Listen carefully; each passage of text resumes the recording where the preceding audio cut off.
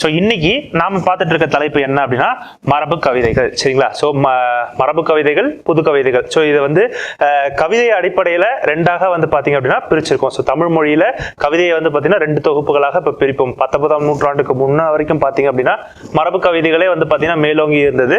So 19ஆம் நூற்றாண்டுகள் முடிவுகளுக்கு அப்புறம் 20ஆம் நூற்றாண்டுகளில் அதிகமாக புது கவிதைகள் வர ஆரம்பிச்சிருச்சு. ஸோ இந்த எழுச்சிக்கு பிறகு மரபு கவிஞர்கள் எப்படிலாம் இருந்தாங்க, ஸோ யார் யாரெல்லாம் மரபு கவிஞர்களாக இருந்தாங்க அப்படின்னு சொல்லிட்டு நாம வந்து இந்த கிளாஸ்ல பார்க்க போறோம். சரிங்களா?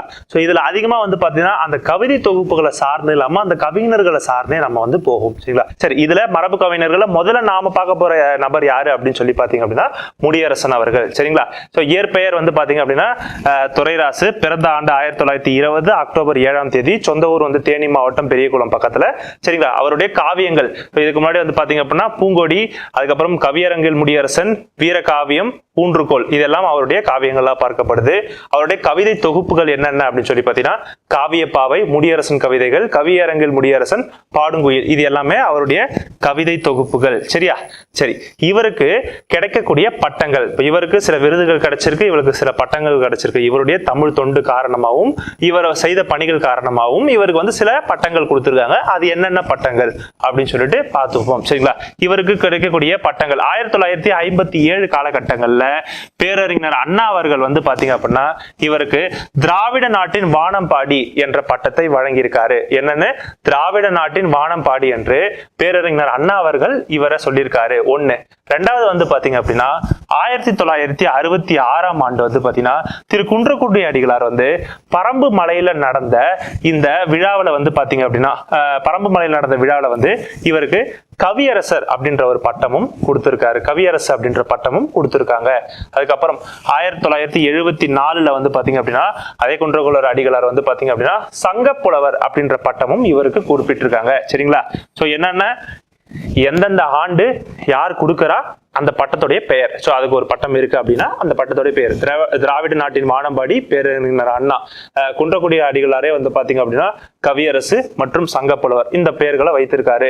1979ஆம் ஆண்டு கலைஞர் மு கருணாநிதி அவர்கள் வந்து பாத்தீங்க அப்படின்னா இவரை கவிப்பெருங்கோ என்னும் பட்டமும் கொடுத்திருக்காரு. சரிங்களா?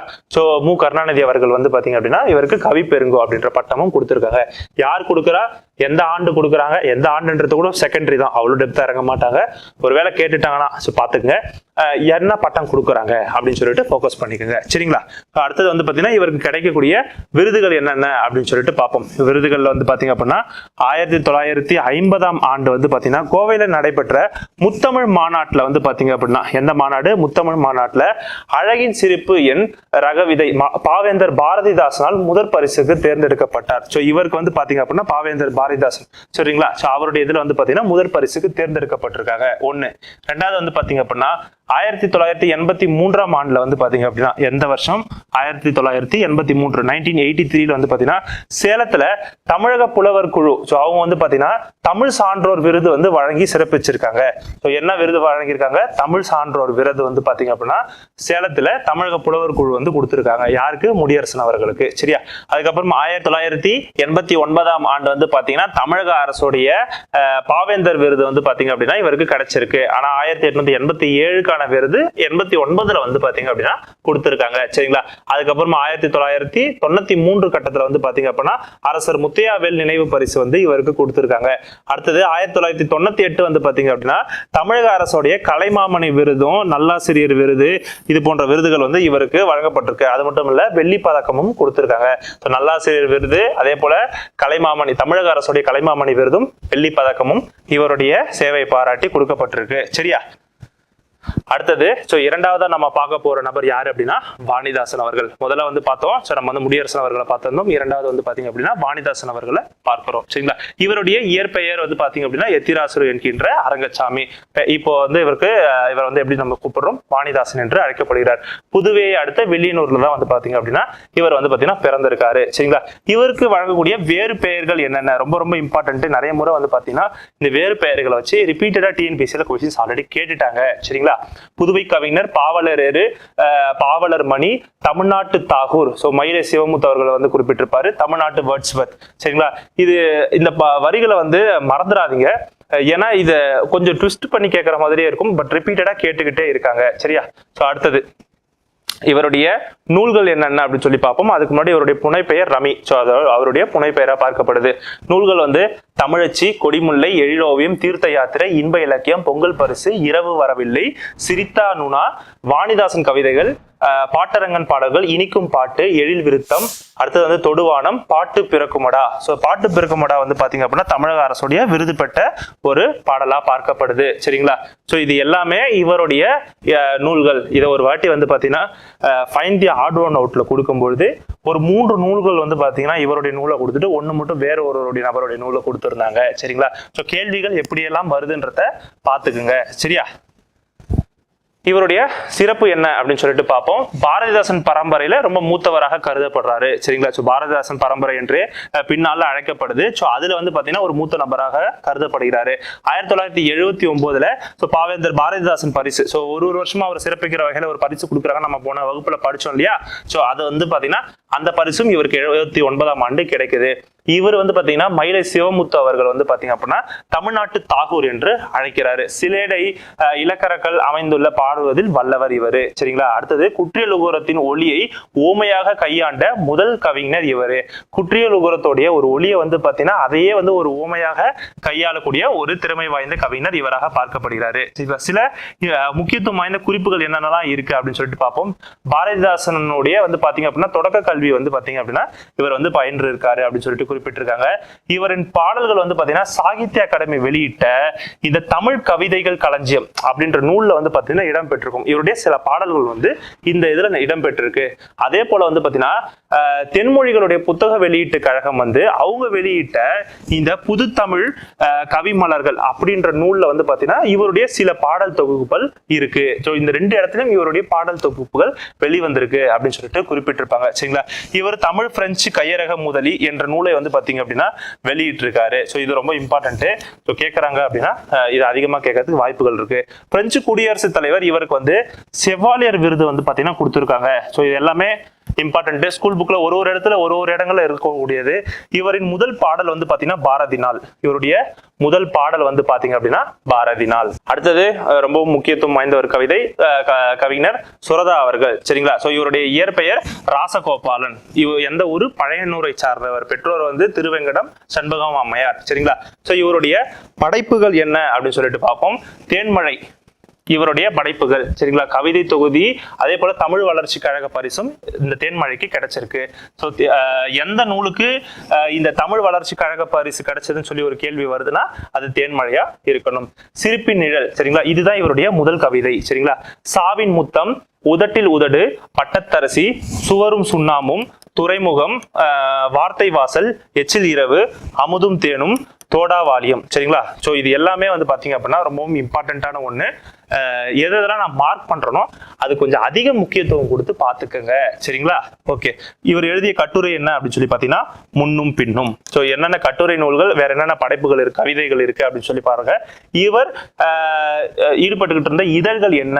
ஸோ காவியம் முதல் கவிதை இதழா வந்து பாத்தீங்க அப்படின்னா இது வந்து பார்க்கப்படுது. ஸோ ஒரு வெளிவந்த முதல் கவிதை இதழ் எதுன்னு சொல்லிட்டு கேள்வி கேட்கறாங்க அப்படின்னா காவியமா எழுதுங்க. சரிங்களா? ஏன்னா திடீர்னு காவியம் யாருடைய நூல் இதழ்னு கேட்க மாட்டாங்க. அதுக்கு பதிலா உங்களுக்கு நமக்கு கிடைக்கக்கூடிய முதல் கவிதை இதழா எதிர்பார்க்கப்படுதுன்னும் போது காவியத்தை வச்சுக்கோங்க. இலக்கியம் வந்து மாத இதழ், ஊர்வலம் வந்து மாத இதழ், சுரதா மாத இதழ், விண்மீன் வந்து பாத்தீங்கன்னா மாத இதழ். சரிங்களா? இதெல்லாம் வந்து இலக்கிய ஏடுகள்ல இருந்திருக்கக்கூடியது. சரிங்களா? அடுத்தது இவருக்கு கிடைக்கக்கூடிய சிறப்பு பெயர்கள் என்னென்ன?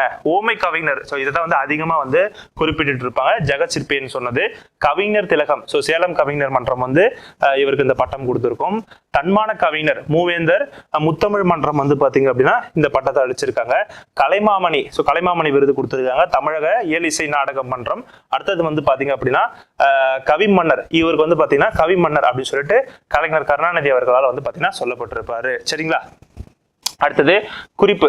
ஸோ குறிப்பு வந்து என்ன பாத்தீங்க அப்படின்னா பாரதிதாசனுக்கு தாசனாக விளங்கியதால் சுப்புரத்தின தாசன் என்பதை சுரதா என்று மாற்றிக்கொண்டார். இவருடைய இயற்பெயர் என்ன? ராசகோபாலன் அவர்கள். ஸோ இவர் வந்து என்னன்னு பெயர் மாற்றிருக்காரு? சுப்புரத்தின தாசன். சரிங்களா? ஸோ இவருடைய பெயர் என்ன? சுப்புரத்தின தாசன். இப்போ இந்த சுப்புரத்தின தாசனை தான் இவர் வந்து என்ன சுருக்கி என்னவா வச்சிருக்காரு? சுரதா அப்படின்னு சொல்லிட்டு மாற்றிருக்காரு. சரிங்களா? இந்த சுப்புரத்தின தாசனை தான் இவர் வந்து சுருக்கி சுரதான்னு வச்சிருக்காரு. இந்த சுப்புரத்தின தாசன் ஏன் வச்சாரு? ஸோ இவர் வந்து பாரதிதாசன் மீது கொண்ட அதீத பற்று காரணமா இந்த பெயர் வந்து வச்சிருக்காரு அப்படின்னு சொல்லிட்டு சொல்றாங்க. சரியா? சோ அது ஒண்ணு பாத்துங்க. அடுத்தது வந்து என்ன அப்படின்னு சொல்லி பாத்தீங்கன்னா, தமிழக அரசுடைய முதல் பாவேந்தர் நினைவு பரிசை வந்து இவர் தான் பெற்றாரு. ஸோ பாவேந்தர் பாரதிதாசனுக்கு நினைவா வந்து பாத்தீங்க அப்படின்னா அதாவது எல்லா வருடங்களும் வந்து பாத்தீங்க அப்படின்னா ஒரு ஆண்டு சிறந்த கவிஞர்களுக்கு வந்து பாத்தீங்க அப்படின்னா பாவேந்தர் பரிசு கொடுக்கப்படும். நம்ம வந்து பாத்துட்டு இருக்கோம் இல்லையா? அதன் அடிப்படையில அந்த விருதை முதல்ல வாங்கியது யாரு அப்படின்னா சுரதா அவர்கள். சரியா? அதே போல வாரா இருக்காரு இல்லையா? சோ அவர் வந்து பாத்தீங்கன்னா மற்றொரு பாரதி பிறந்து விட்டான்.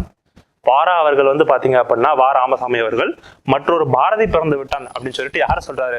சுரதா அவர்களை குறிப்பிடுறாரு. அடுத்தது அறிமுகமே தேவைப்படாத ஒரு நபர்னு கூட சொல்லலாம். சோ கண்ணதாசன் அவர்கள். சோ இவரை பத்தி என்ன இருக்கு அப்படின்னு சொல்லிட்டு பார்ப்போம். சரிங்களா? சோ முதல்ல வந்து பார்ப்போம். இவருடைய இயற்பெயர் முத்தையா.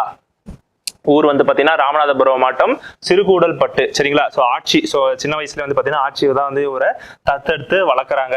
இவருடைய புனைப்பெயர்கள் காரை முத்துப்புலவர், வணங்காமுடி, கமகப்பிரியா, பார்வதிநாதன், துப்பாக்கி, ஆரோக்கியசாமி. இந்த புனைப்பெயர்கள்லாம் இவருக்கு உண்டு. இவர் இந்த புனைப்பெயர்களை வைத்தும் எழுதியிருக்காரு. வேறு பெயர்கள் கவியரசு, கவி சக்கரவர்த்தி, குழந்தை மனம் கொண்ட கவிஞர். இதெல்லாம் இவருடைய வேறு பெயர்களா பார்க்கப்படுது. இவருடைய படைப்புகள் என்னென்ன அப்படின்னு சொல்லிட்டு ஒரு பட்டியல் இருக்கு. மாங்கனி, ஆட்டநந்தி, ஆதிமந்தி இது ரொம்ப இம்பார்ட்டன்ட். கவிதாஞ்சலி, பொன்மாலை, அம்பிகா, அழகு தரிசனம், பகவத்கீதையுடைய விளக்குரை, நெக்ஸ்ட் ஸ்ரீகிருஷ்ண கவசம், அர்த்தமுள்ள இந்து மதம். இது ஏற்கனவே ஒரு முறை வந்து ஒரு மேட்ச் த ஃபாலோவிங் வச்சு டிஎன்பிசில கேட்டிருக்காங்க. பாரிமலை கொடி, சந்தித்தேன் சிந்தித்தேன், அனார்கலி, தெய்வ தரிசனம், பேனா நாட்டியம், இயேசு காவியம். இறுதியாக இவர் எழுதிய காப்பியம் இயேசு காப்பியம். இது நம்மளுடைய பள்ளி புத்தகத்திலையும் ஒரு இடத்துல கொடுத்துருக்காங்க. இயேசு காப்பியத்திலிருந்து ஒரு பாடல். சரியா? சோ இந்த மார்க் பண்றத கொஞ்சம் எல்லாத்தையுமே நீங்க படிக்கணும், விட்டுறக்கூடாது. இருந்தாலும் முதல் முறை படிக்கிறேன், எல்லாத்தையும் என்னால் படிக்க முடியல, கொஞ்சம் குறிப்பிட்டது அப்படின்னா நான் மார்க் பண்ணக்கூடியதை டவுன்லோட் பண்ணி படிச்சுக்கோங்க. சரிங்களா? கண்டிப்பா இதை நான் மார்க் பண்ணதோட தான் நான் வந்து அப்லோட் பண்ண சொல்லியிருப்பேன். ஸோ அதை மார்க் பண்ணதை எடுத்து ப்ரிஃபரன்ஸ் அதிகமாக கொடுத்துருப்பேன். சரியா? இவர் எழுதின நாவல்கள் சேரன்மான் காதலி. சோ இந்த இதுக்கு வந்து இதுவும் டிஎன்பிசில ஏற்கனவே 2 முறை கேட்ட ஒரு கேள்வி. சேரன்மான் காதலிக்கு தான் வந்து பாத்தீங்க அப்படின்னா இவருடைய சாகித்ய அகாடமி விருது பாத்தீங்க அப்படின்னா கிடைச்சிருக்கு. குமரிக்காண்டம். அடுத்தது வந்து பாத்தீங்க அப்படின்னா வேலன்குடி திருவிழா, விளக்கு மட்டுமா சிவப்பு, ஆயிரங்கால் மண்டபம், சிங்காரி பார்த்த சென்னை, ஊமையங்கோட்டை, ராஜதண்டனை, சிவகங்கை சீமை. இது எல்லாமே இவருடைய நாவல்கள். சரியா? தன் வரலாறு, வனவாசம், மனவாசம் ரெண்டுமே அவருடைய தன் வரலாறு. இதழ்கள் வந்து பாத்தீங்க அப்படின்னா தென்றல், கண்ணதாசன், சண்டமாருதம், முல்லை, தென்றல் திரை, கடிதம், திருமகள், திரையொளி, மேதாவி.